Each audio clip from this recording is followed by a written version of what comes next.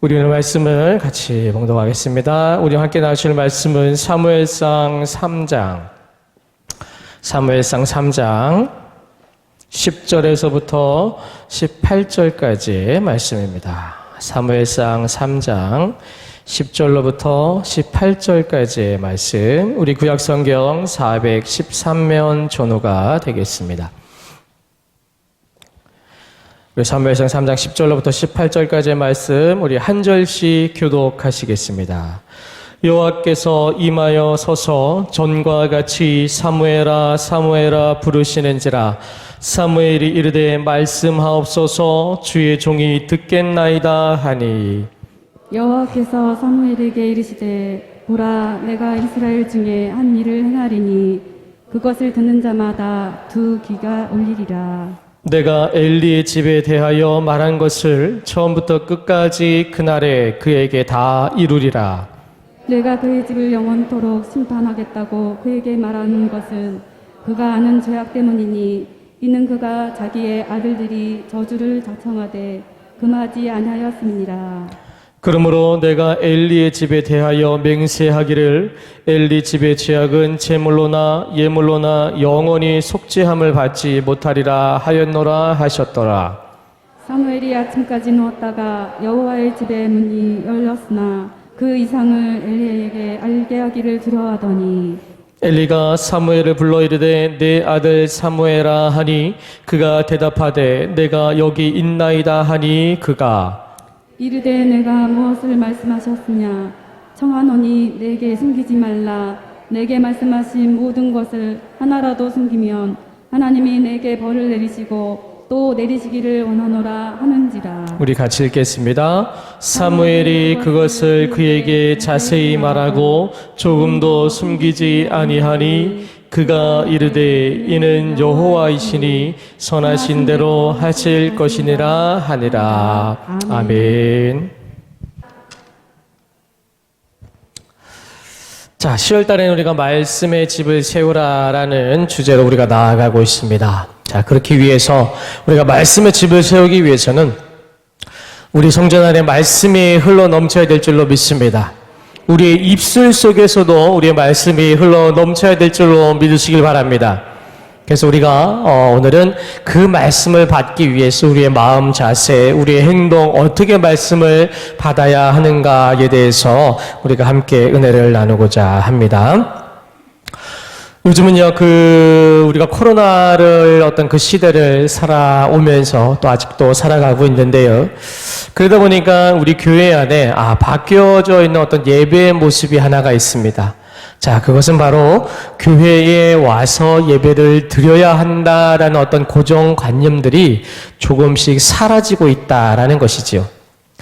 자, 온라인 예배가 많이 활성화되면서 지금은요, 어디서든지 예배를 드릴 수 있는 그런 환경이 이제 조성이 되어 있습니다. 자, 그러다 보니까 원래 이 온라인 예배는요, 그런데 그 교회에 가기 어려운 사람들을 위해서 처음에 시작이 되었다라는 것이에요. 몸이 아파서 불편하거나 어떤 여러 가지 상황에 예배 시간에 어쩔 수 없이 출근을 해야 되든가 어려운 상황 때문에 교회에 가지 못하고 집이나 어떤 다른 곳에서 예배하기 어려운 사람들을 위해서 만들어졌던 것이 이 온라인 예배였어요. 그러다 보니까는 우리가 많은 교회들은 이 코로나 이후에 이 온라인 예배가 활성화되었었지만 조금 큰 중대형 교회들은 이미 오래전부터 이 온라인 예배를 이미 시작을 했었습니다. 그래서 교회 오지 못하는 아프신 분들을 위해서 영상으로라도 예배를 해서 믿음을 이어갈 수 있게끔 하기 위해서 이 온라인 예배가 오래전부터 시작이 되었었는데요. 자, 그러다 보니까 이제 몸이 불편하거나 여러 가지 상황으로 인해서 교회에 오지 못하시는 분들은 이 예배를 드려야 하는 어떤 그 연결고리에 있어서 이 온라인 예배는 하나의 대안이자 방법 중에 하나였어요. 자, 실질적으로 그러다 보니까 힘들고 어려운 사람들은요, 주일 예배 참석할 수 없는 성도들에게는 굉장히 큰 어떤 그 도움이었고 어떤 고마운 역할을 해줬던 것이 사실입니다. 우리도 역시 이 코로나로 인해서 지금은 많이 해제가 됐지만 우리도 아마 작년, 재작년쯤에는 집에서 영상으로만 예배를 드렸었던 때가 있습니다. 교회에 오고 싶어도 오지 못하고 오직 집에서 TV나 핸드폰으로 유튜브를 통해서 영상을 통해서만 예배를 드려야 했던 때가 있지요. 자, 그때 아마 다 기억나실 거예요. 처음에는 아마 굉장히 어색했을 거예요. 그것이 굉장히 낯설기도 하고 굉장히 어렵기도 하고요. 또 하나는 가장 중요한 것은 예배에 집중을 할 수가 없었다라는 것입니다. 그러니까 아무리 화면을 보고 예배를 드리고는 있지만 우리의 마음가짐이 아마 교회에서 예배를 드렸을 때와는 사뭇 다른 마음가짐이었을 거예요. 자, 그런데 지금은 어떻습니까? 지금은 처음보다는 아마 많이들 적응이 되셨을 거예요. 그래서 혹시라도 주중에 수요일이나 금요일 예배 때 직장 문제로 인해서 예배 오지 못하고 바로 퇴근하는 길이라든가 그랬을 때는 차 안에서도 휴대폰을 보고 이어폰을 꽂고 이렇게 예배를 드릴 수 있는 그런 환경이 우리는 이제 많이 익숙해졌다라는 것입니다. 자, 그런데 한편으로는요, 이런 생각도 있습니다. 이 코로나 상황이 모두 다 끝났을 때에 주일에 교회 가지 않고 어떤 집에서 예배를 드리는 것을 더 선호하시는 그런 성도님들이 생겨나지 않을까 하는 그런 조심스러운 걱정을 해보기도 합니다. 실제로 국내의 한 리서치 조사 기관에서 조사를 했어요. 코로나 이후에 한국 교회가 62%가량이 온라인 예배를 드렸었고 코로나 종식 이후에도 지금처럼 온라인 예배를 드리겠다라고 답한 성도의 수가 무려 3분의 1이나 되었다라는 것입니다. 자, 이 결과를 보면 참 놀라지 않을 수가 없어요. 교회 내 33%가요. 앞으로 계속 코로나와 상관없이 그냥 온라인 예배를 집에서 드리겠다라고 대답을 했다라는 것입니다. 자, 결국 앞으로 이 온라인 예배가 더욱더 부각이 될 것이다라는 그런 결과 보고서예요.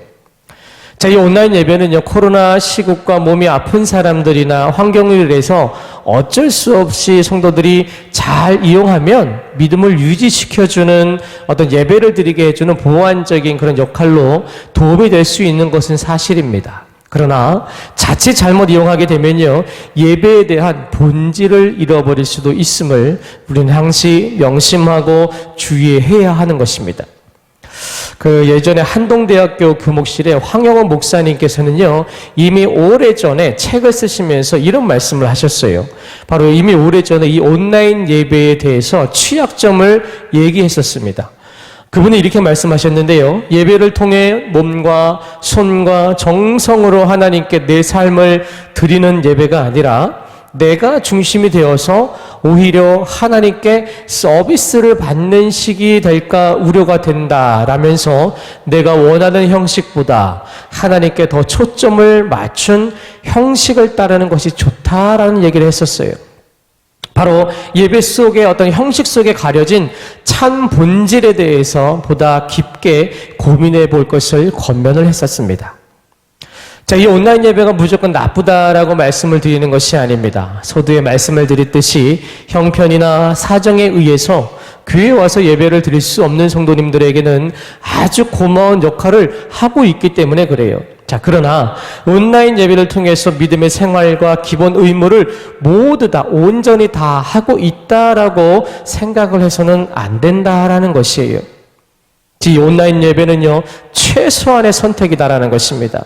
예배 생활을 겨우 이어주는 도구임을 우리는 알아야 됩니다.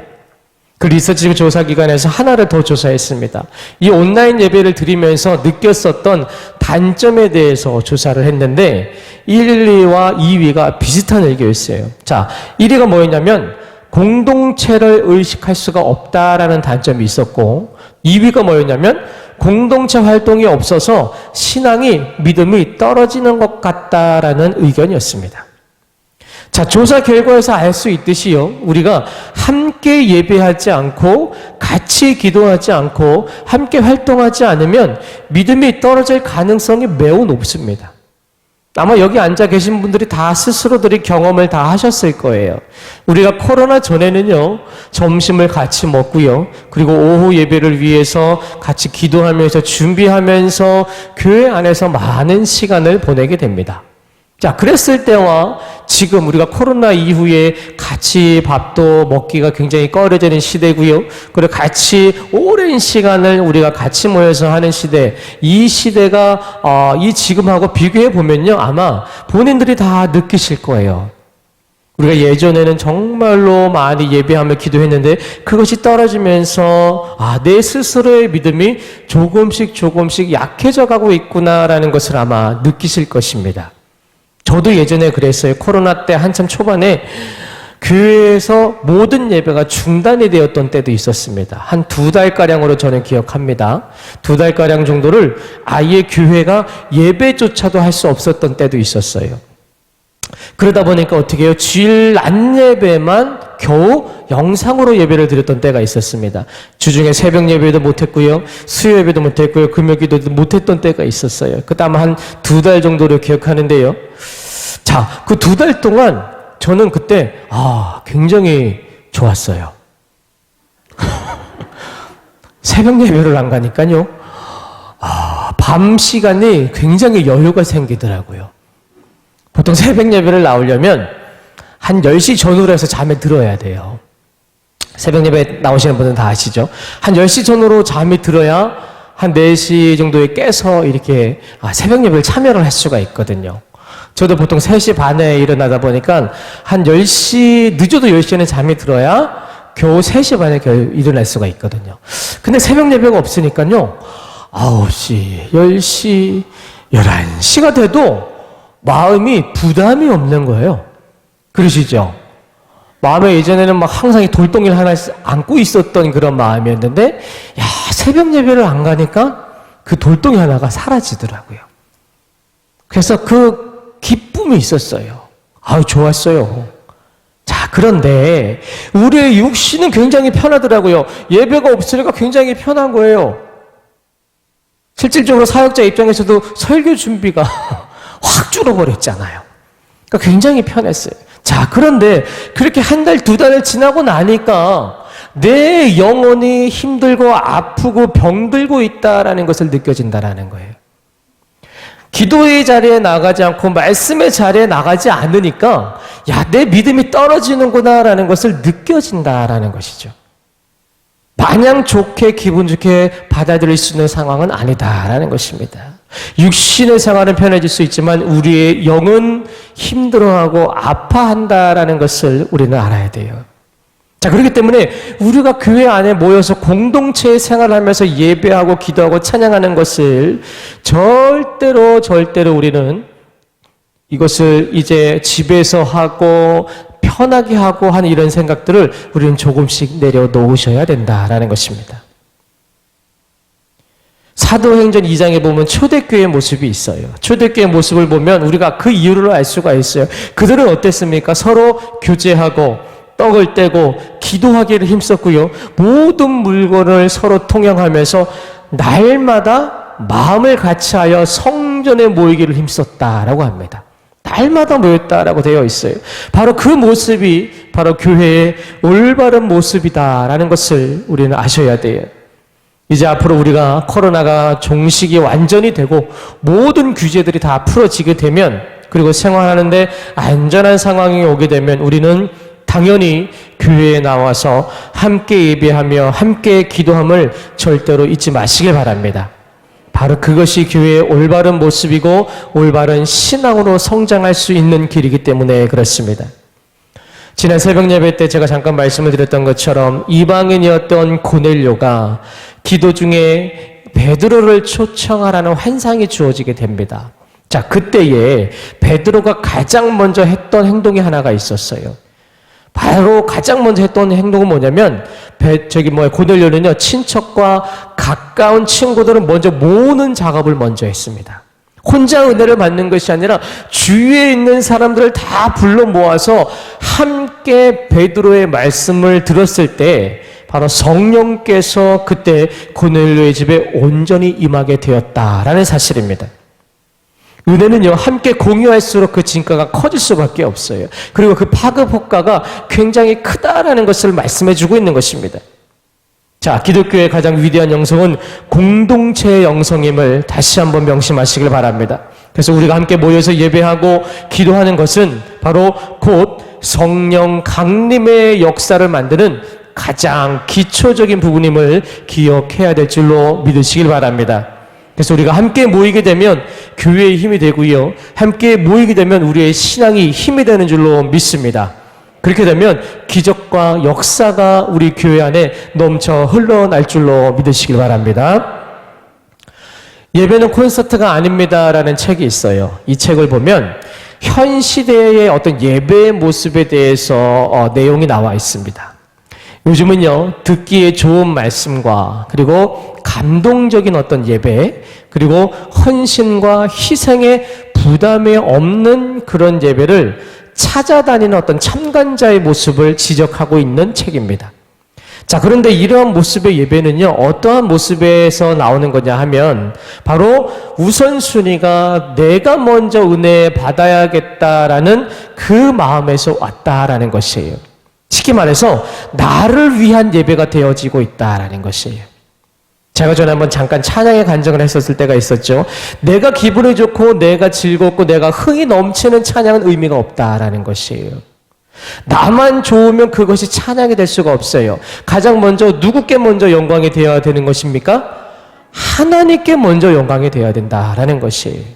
예배도 마찬가지다라는 것이에요. 예배는 내가 먼저 은혜 받는 것이 중요한 것이 아니라 하나님께 먼저 영광을 돌리는 것이 우선순위에 두어야 된다라는 것이에요. 먼저 주님의 영광 받으셔야 됩니다.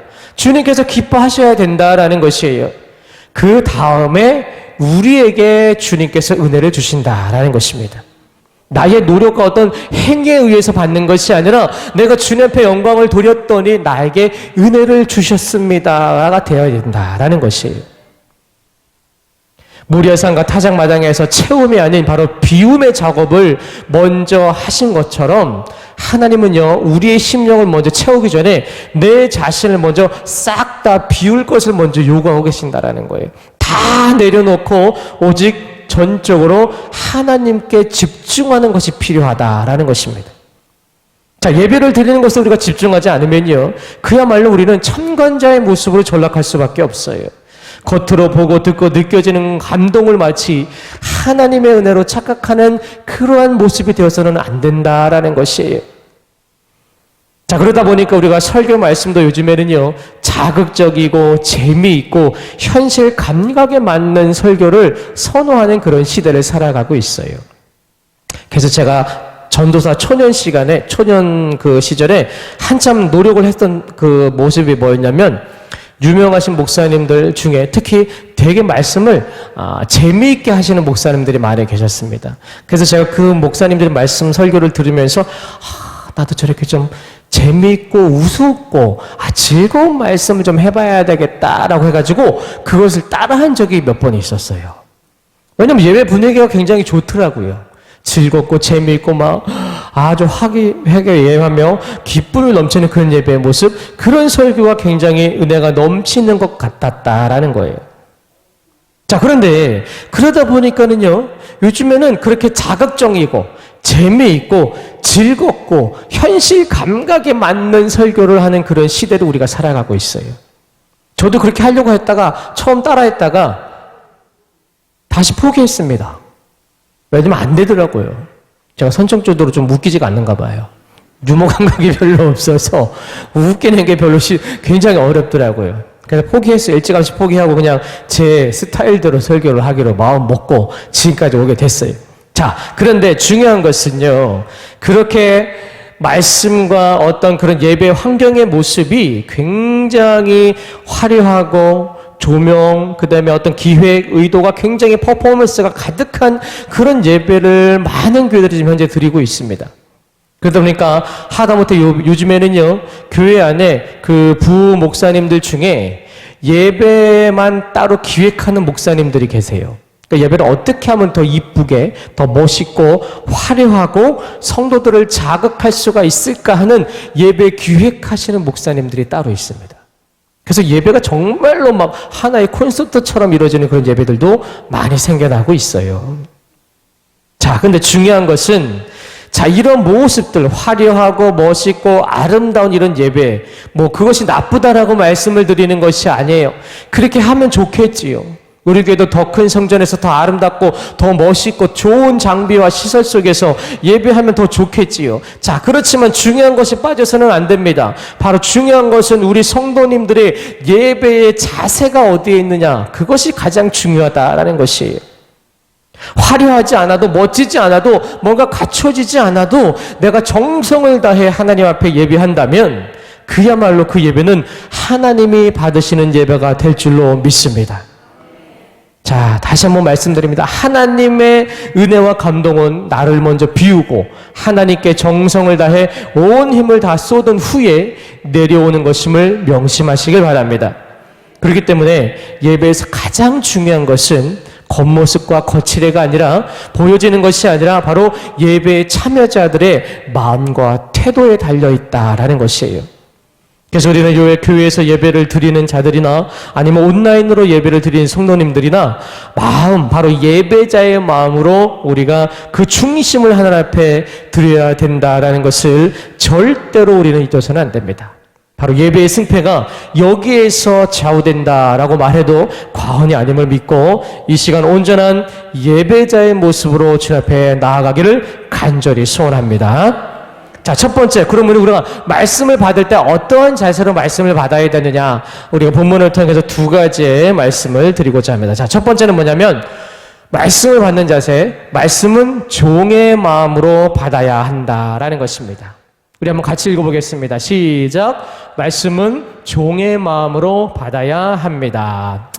오늘 말씀 10절 말씀해 보시면 여호와께서 임하여 서서 전과 같이 사무엘아 사무엘아 부르시는지라 사무엘이 이르되 말씀하옵소서 주의 종이 듣겠나이다. 자, 종의 마음으로 받아야 된다. 자, 근데 우리는요 일반적으로 종이다라고 하면 별로 좋아하지 않아요. 이 종이라는 단어를 별로 달가워하지 않습니다. 자, 왜냐하면 이 종은 자기의 삶이 없는 사람이지요. 자기의 소유도 없고요. 본인의 어떤 생각과 의지대로 살아갈 수 없는 사람이에요. 순전히 주님의 어떤 주인의 명령과 지시에 따라야만 하고 죽으라면 죽는까지 신용해야 하는 삶이 바로 이 종의 삶이기 때문에 그렇습니다. 자, 그러다 보니까 어느 누가 종의 삶을 살고 싶어 하겠습니까? 자, 그런데 성경 속의 위대한 인물들은요, 본인들을요, 스스로가 다 종이라고 표현하고 있어요. 예수 그리스도의 종 바울, 예수 그리스도의 종 야고보, 예수 그리스도의 종 베드로, 그리고 예수 그리스도의 종 디모데, 이렇게 스스로들이 다 종이다라고 고백을 하고 있습니다. 자, 이렇게 그들이 스스로 종이다라고 고백을 한 것을 보면 오히려 믿음이 좋아지면 좋아질수록, 믿음이 훌륭하면 훌륭할수록 이 종의 모습을 갖추는 것을 알 수가 있다라는 거예요. 오늘 본문에서도 10절에 보면 그냥 종이 아니라, 자, 누구의 종이라고 얘기합니까? 바로 주의 종이다라고 얘기하고 있어요. 자, 세상의 종과는 다른 것입니다. 우리 사람은요, 강한 사람을 만나면 자연적으로 그 앞에서 수긍을 하고 허리를 굽히게 되어 있습니다. 자, 우리 하나님은 강한 분이심을 믿으시길 바랍니다. 전능하신 분임을 믿으시길 바랍니다. 자, 그것을 우리가 인정한다면 당연히 우리는 하나님 앞에서 어떻게 해야 돼요? 허리를 굽히고 주인으로 모셔야 한다라는 것입니다. 자, 근데 우리가 올바로 알아야 되는 것은 주의 종이 된다라고 하는 것은요, 가난하고 또한 비천하고 굴복하고 없이 사는 삶을 말하는 것이 절대로 아닙니다. 전능하신 주님의 종이 된다라는 것은요, 축복 중에 축복임을 알아야 돼요. 골로새서에서 종의 축복에 대해서 말씀하고 있어요. 골로새서 3장 22절에서 24절의 말씀입니다. 우리 한번 같이 읽겠습니다. 시작. 종들아, 모든 일에 육신의 상전들에게 순종하되 기쁘게 하는 자와 같이 눈가림만 하지 말고 오직 주를 두려워하여 성실한 마음으로 하라.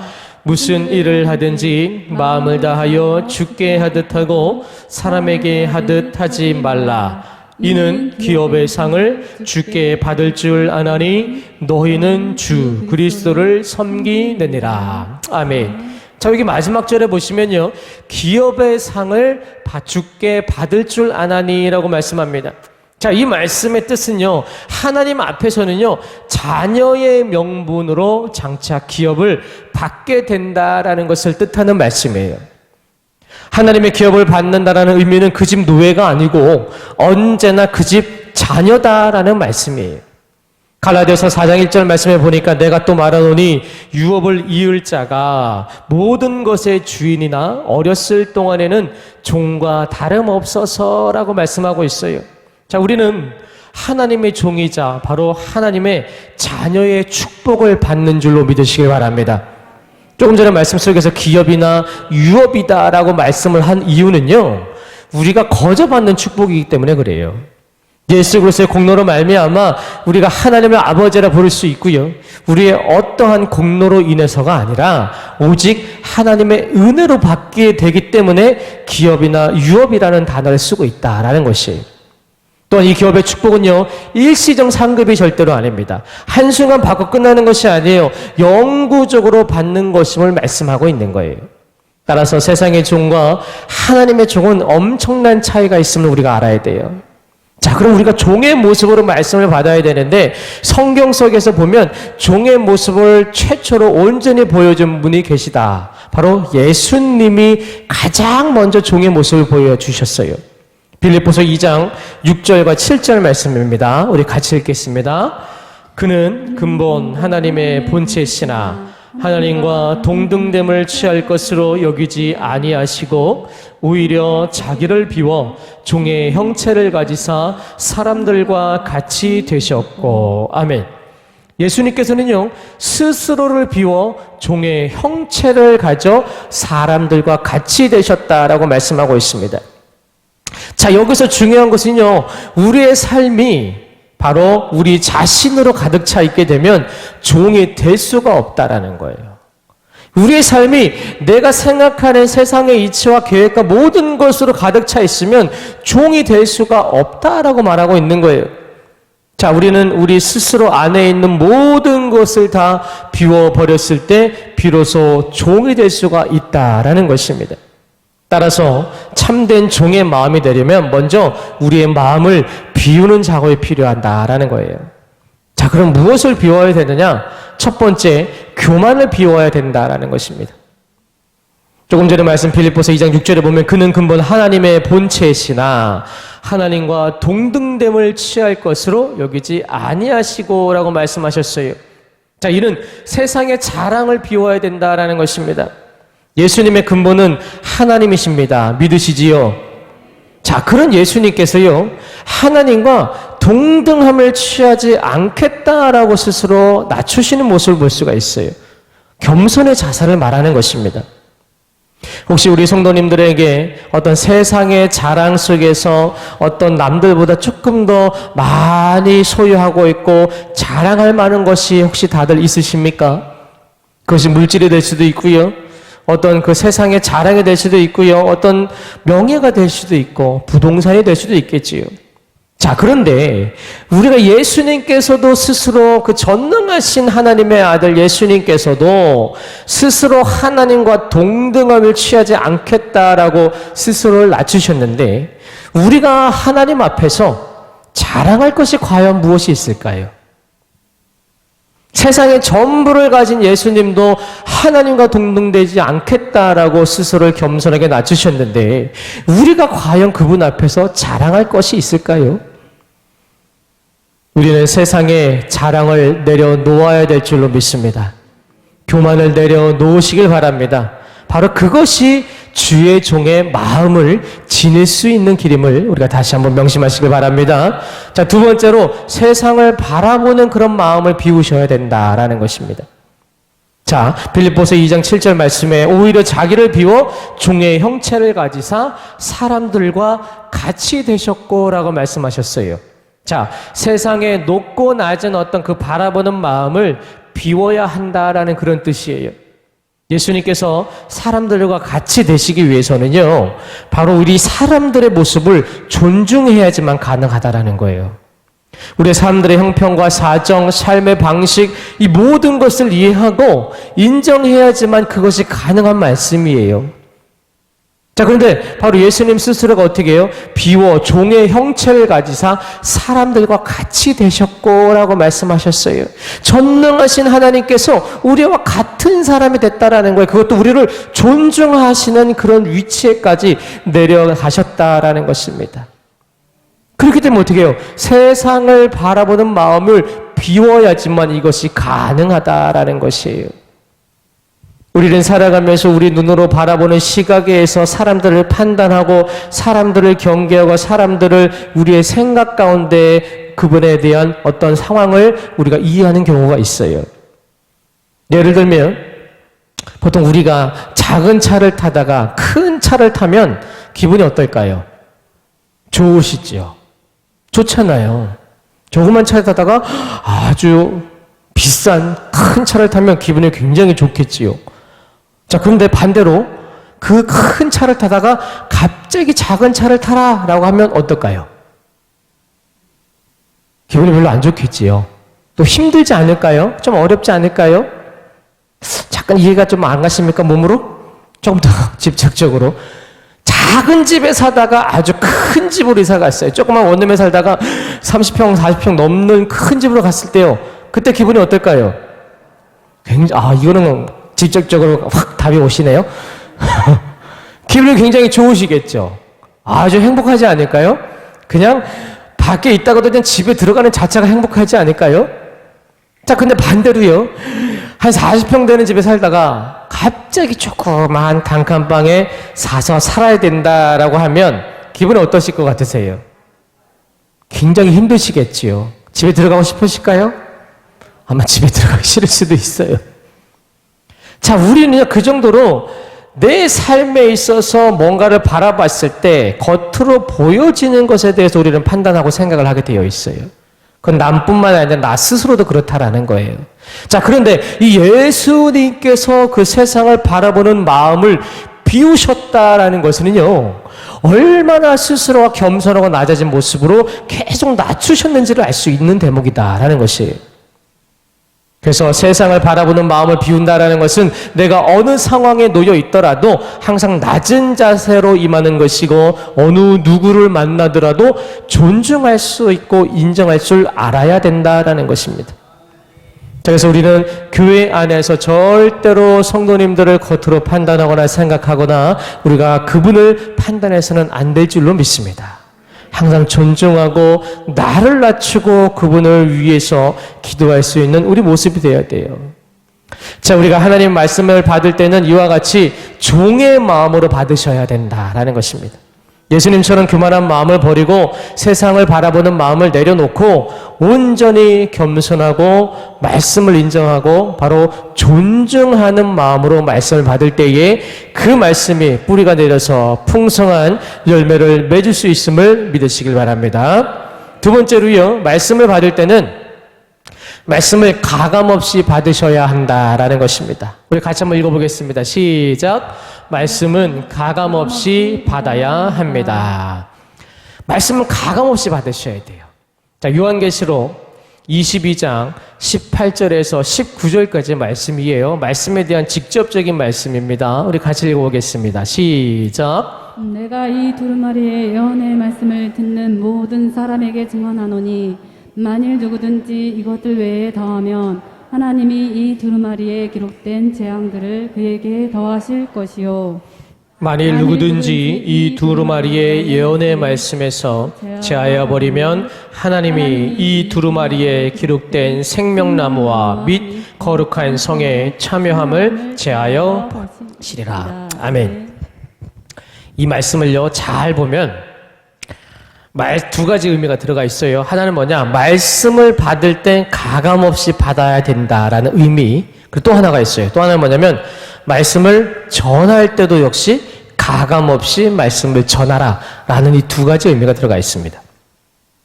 자, 서두에 잠깐 말씀을 드렸듯이 요즘에는요, 재미있는 말씀, 자극적인 말씀, 기분 좋은 말씀들을 선호하는 그런 시대를 우리가 살아가고 있어요.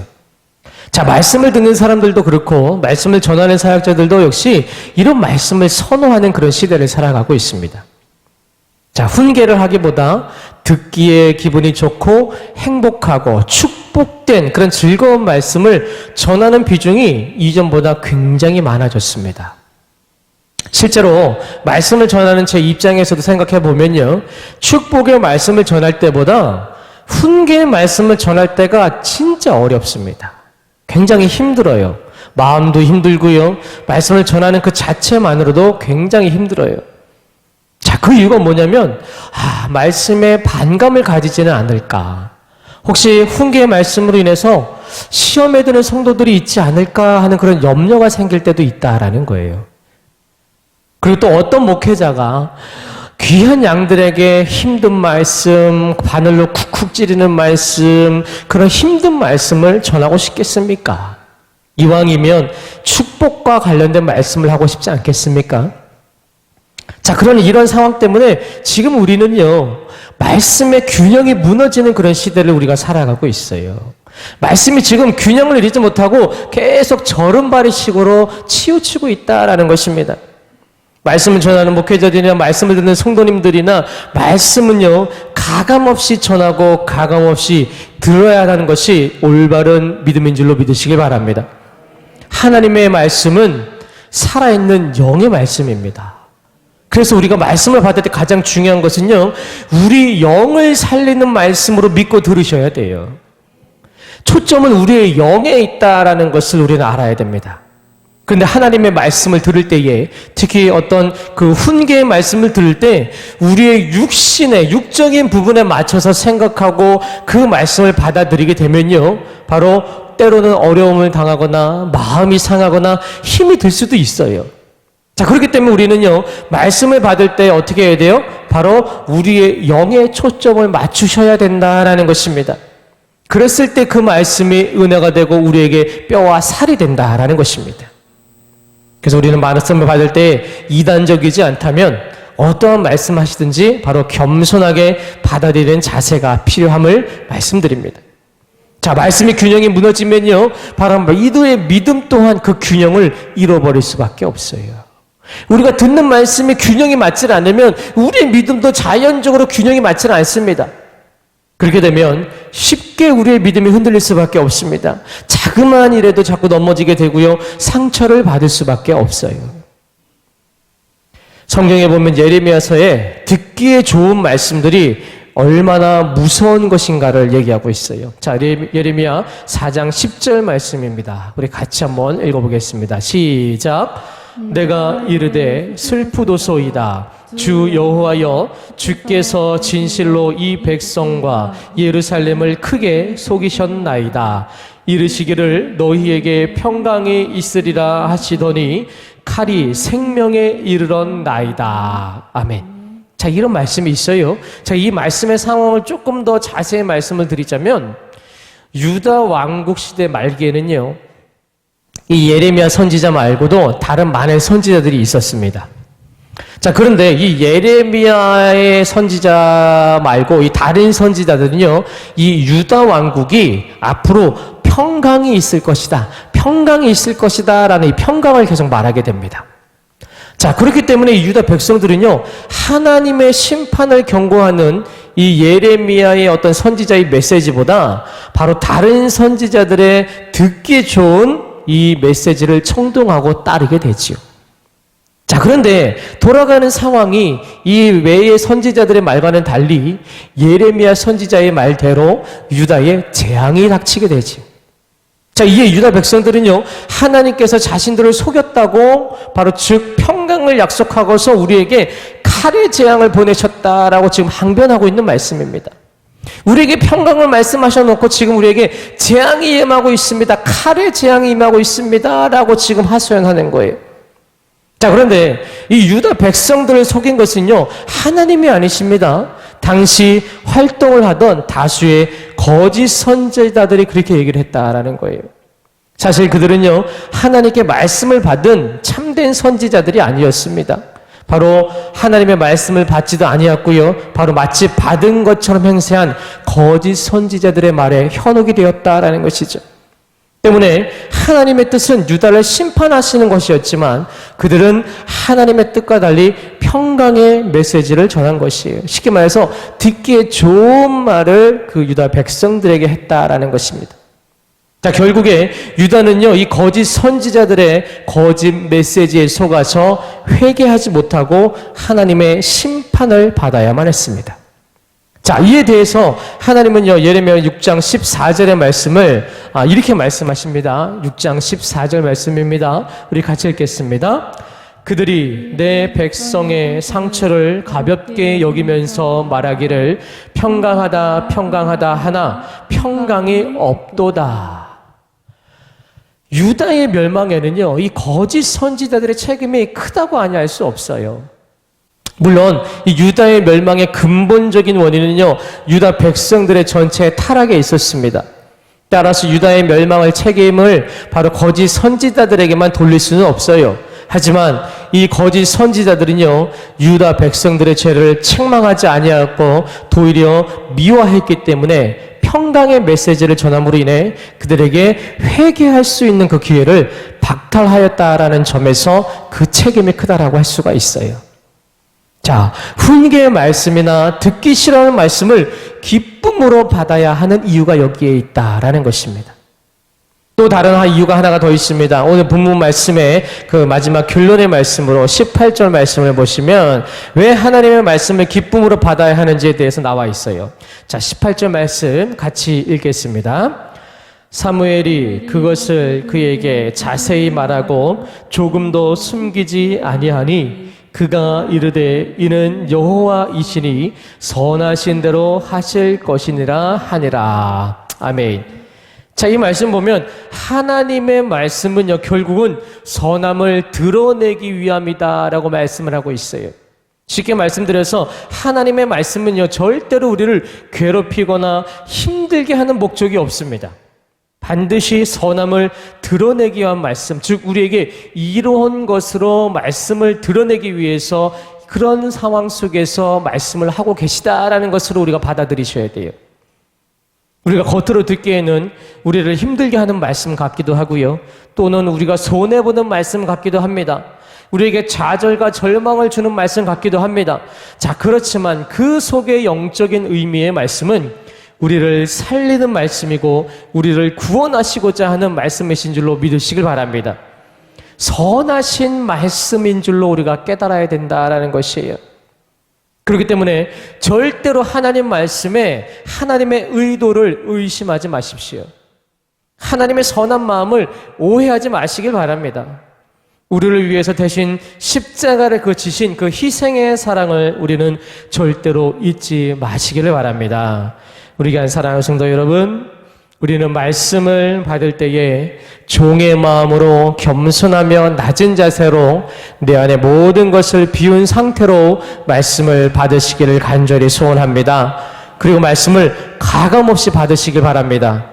듣기에 좋은 말씀만을 내 말씀으로 받는 것이 아니라 훈계의 말씀도, 때론 우리를 징계하시는 말씀이라도 기쁨으로 받으실 수 있기를 바랍니다.